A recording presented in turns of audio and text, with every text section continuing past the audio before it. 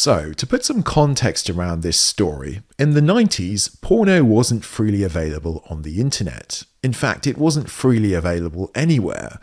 Thus, the prized porno mag was a scarce and valuable resource, and as Bear Grylls would have put it, you had to find it, catch it, and hide it. Porno was also far more taboo in those days because it was so scarce. As a caveat to this story, I'd like to say that porno is bad for you. It's bad for the people who are involved in producing it, it's bad for the people that consume it, and in general it's of really low value, except for comedy anecdotes like this story. So let's get on with the story. When you get to about 13 or so in your teenage life, for some reason you start buying presents for your siblings on their birthdays and they do the same for you. I don't know why this starts and you're typically buying each other token gifts, but it is what it is.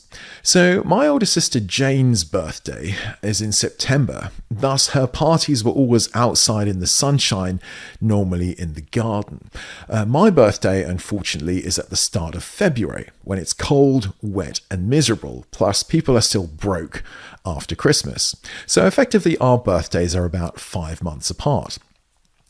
Every year come September, I dutifully purchase my sister a book token for the minimum amount possible and move on with my life. By the time it got to my birthday in February, I'd already forgotten about what I'd spent on my sister. So I came up with a plan to get as much non-monetary value out of her gift as possible. And how did I do this, I hear you ask? Well, I went for the comedy angle.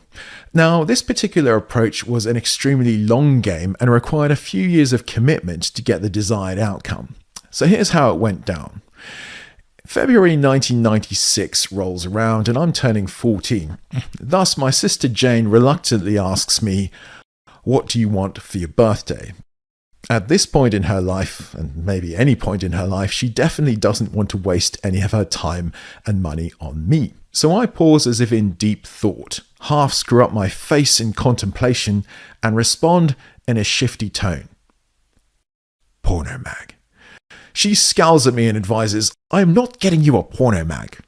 It comes to my actual birthday, and I get a book token for the same value as the one I bought her. So I guess we're even, but I have a plan. Fast forward to a year later, February rolls around and I'm now turning 15, and once again Jane asks the familiar question, "What do you want for your birthday?" Once again I pause, as if in even deeper thought than the previous year. My left eyebrow lowers, confirming the focus. There's a dramatic pause, and then I say once again in a shifty tone, "Porno mag." Jane, even more annoyed than the previous year, says, "I'm not getting you a porno mag." So my birthday rolls around and once again I get the familiar book token. Fast forward another year later and once again February rolls around. I'm now turning 16 and at this point in time my brother Aidan and I are in the living room watching some TV. My mother Elizabeth, with her highly attuned sense of hearing for anything immoral, is in the kitchen preparing dinner. The ground floor of course is open plan, so all of the rooms are adjoining and everyone can hear everything. So my sister appears once again and reluctantly asks me the question, "What do you want for your birthday?" Once again I pause, as if in even deeper thought than the previous years. My left eyebrow lowers. There's the longest dramatic pause of the entire series, and I announce in a shifty tone, "Porno mag." Now my sister loses it and screams as loud as she can, "Mom, I don't know what to get Matthew for his birthday. He says he wants a porno mag."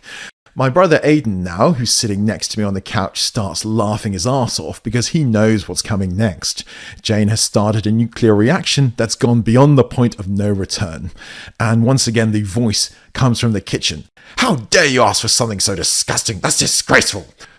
I'm trying my best now not to laugh so I don't get in even more trouble, but this was the reaction that had been building up for 2 years. My brother, of course, is turning purple. So I got the comedy value out of the exchange after 2 years of commitment. I don't think I got in that much trouble either. It was my birthday after all. And honestly, I don't know what Jane's problem was. I mean, it's the gift that keeps on giving. The end.